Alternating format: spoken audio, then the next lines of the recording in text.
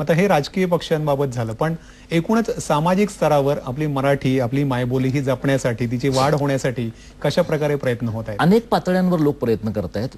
फक्त या प्रयत्नांचं जे स्वरूप आहे ते विखुरलेलं आहे. म्हणजे काही ठिकाणी व्यक्तिगत पातळीवर हे प्रयत्न होतात. म्हणजे लोक माहितीच्या अधिकाराखाली प्रश्न विचारत असतील, जिथे त्यांना असं वाटतंय की मराठीचा वापर खाजगी किंवा शासकीय आस्थापनांमध्ये व्हायला पाहिजे पण पुरेसा होत नाहीये, अशा ठिकाणी लोक माहितीच्या अधिकाराखाली प्रश्न विचारतात, त्याचा पाठपुरावा करतात.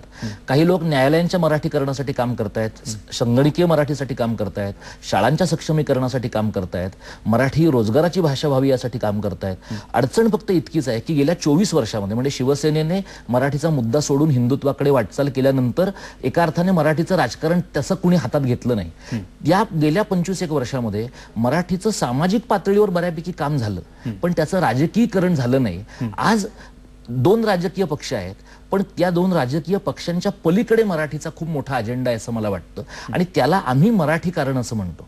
हे मराठी भाषा, समाज आणि संस्कृतीचं अर्थकारण आणि राजकारण याचा विचार आहे, आणि हा विचार आज समाजात अनेक पातळ्यांवर होतोय. फक्त तो संघटित स्वरूपामध्ये लोकांपर्यंत पोहोचत नसल्यामुळे आपल्याला असं वाटतं की मराठीबद्दल फार काही चाललेलं नाही. बरं, आपण मराठी अभ्यास केंद्रासारख्या संस्थेमार्फत अनेक कार्यक्रम करतात, तर आपल्या संस्थेचं कार्य कशा प्रकारे चालतं? मराठी अभ्यास केंद्र ही आम्ही मराठीसाठी काम करणाऱ्या कार्यकर्त्यांनी सुरू केलेली संघटना आहे. आम्ही 6-7 वर्ष एकत्र काम करतोय. मात्र सुरुवातीच्या काळामध्ये आम्ही मराठीला जेव्हा माहिती तंत्रज्ञानाचा पर्याय आला तेव्हा आमचं असं म्हणणं होतं की माहिती तंत्रज्ञान आलंच पाहिजे, पण मराठीला पर्याय म्हणून ते येता कामा नये. त्यानंतरच्या काळात न्यायालयांच्या मराठीकरणासाठी आम्ही कामं केली.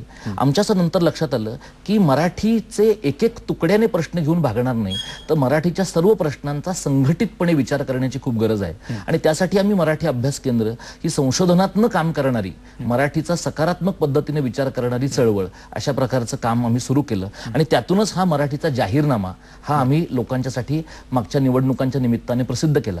त्याचा उद्देश असा होता की गेल्या 50 वर्षांमध्ये महाराष्ट्रात मराठीचा खूप मोठा अनुशेष राहिलेला आहे. हा अनुशेष भाषा धोरणाच्या पातळीवर असेल, शिक्षणाचं माध्यम म्हणून असेल, न्यायव्यवहारातल्या मराठीचा असेल, माहिती तंत्रज्ञानाचा असेल, या नेमक्या गरजा काय आहेत, समाजाच्या मागण्या काय आहेत, त्या राजकीय वर्गापर्यंत मांडणं ही आमची भूमिका होती.